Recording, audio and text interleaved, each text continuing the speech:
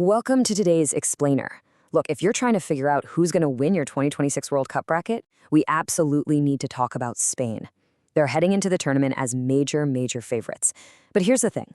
Their true advantage doesn't actually lie in just having a bunch of individual superstars.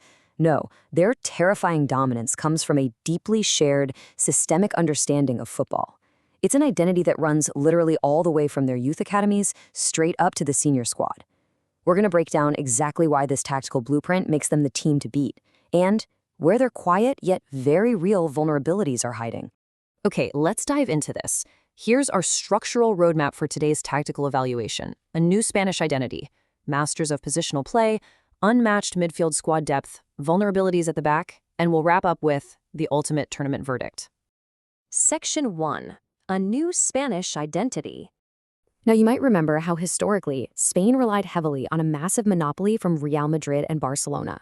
I mean, the legendary 2012 Golden Generation famously started up to 6 traditional midfielders at once. But this current Euro-winning squad under Luis de la Fuente represents a historic shift. Get this, there are 0 Real Madrid players featured. None. Instead of that old club-divided monopoly, this new identity is driven by incredibly youthful, mercurial talent and absolute X-factors, like Lamine Yamal. Section 2. Masters of positional play.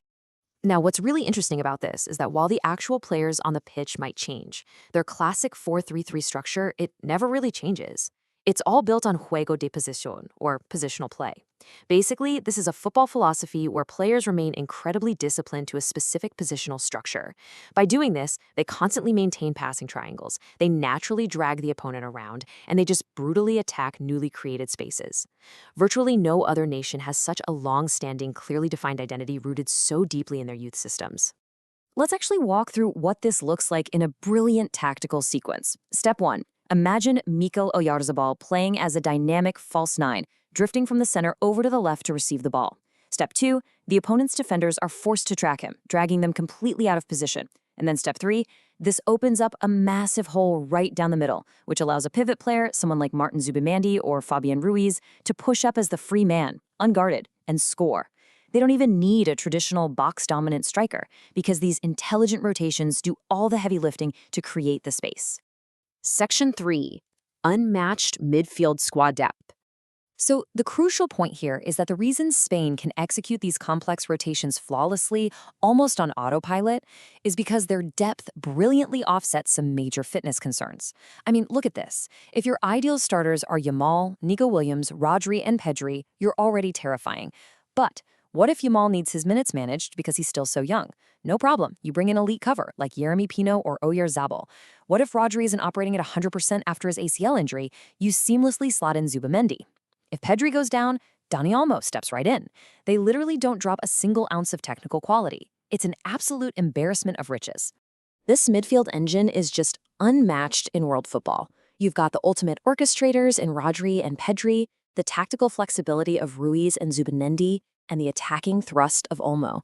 And, if you ever need relentless, high-pressing energy off the bench to just absolutely terrorize tired legs, you unleash Gavi. It's the perfect blend of technique and sheer tenacity. Section 4. Vulnerabilities at the back. Okay, it's time for a yes-but transition. Yes, Spain controls the center of the pitch perfectly. But what exactly happens when they lose the ball?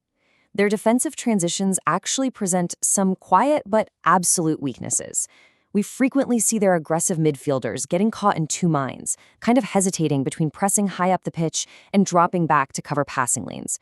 When this hesitation happens, it forces De La Fuente into deploying a surprisingly conservative defensive block, basically packing players deep near their own penalty area and inviting some very dangerous pressure. Which brings up a massive dilemma right at center back. On one hand, you have the trusted experience of Aymeric Laporte, who brings leadership and has the manager's total faith. But on the flip side, you have these inspiring emerging talents like Pau Cubarsí and Marc Pubel.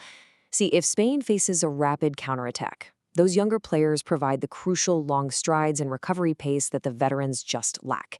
It's a constant weighing of trusted experience against necessary athleticism. And this brilliantly illustrates exactly why that defensive recovery pace matters so much. 11. That is the staggering number of goals Spain conceded in just 4 recent Nations League games against top opposition. 11. It exposes a really severe vulnerability whenever their high line gets broken. So, beyond the midfielders getting caught out and that huge vulnerability to rapid counters, there's another glaring issue: the goalkeeper.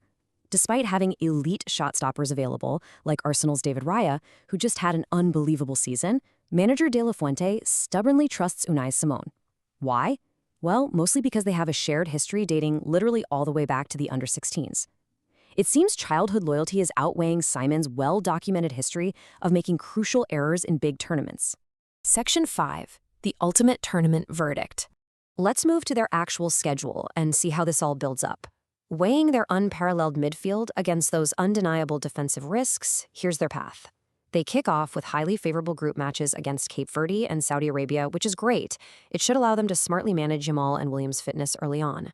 But match 3? That's an intensely physical test against Uruguay. They absolutely, desperately need to top this group to avoid a nightmarish early knockout clash with a powerhouse like Argentina, ideally setting up a match against Austria instead. When comparing the top contenders, I think this quote sums it up perfectly. A team like France absolutely boasts better depth in attack, with real game winners they can unleash off the bench. But Spain? Spain is such a cohesive team overall. Their systemic cohesion, that shared identity from the youth ranks all the way up, and their total midfield supremacy make them uniquely capable of controlling the tempo of any knockout match. It's exactly why they're the favorites to win it all. Which leaves us with this final burning question. Spain's historic lack of international dominance before 2008 really does seem like a distant memory with this incredible new generation. But, the margins at a World Cup are razor thin. Will their beautiful, unmatched positional play crown them champions for a second time? Or will a single rapid counterattack and a defensive lapse be their ultimate undoing? It is the biggest question in world football right now. Thank you so much for joining me for this explainer, and definitely keep an eye on that Spanish midfield.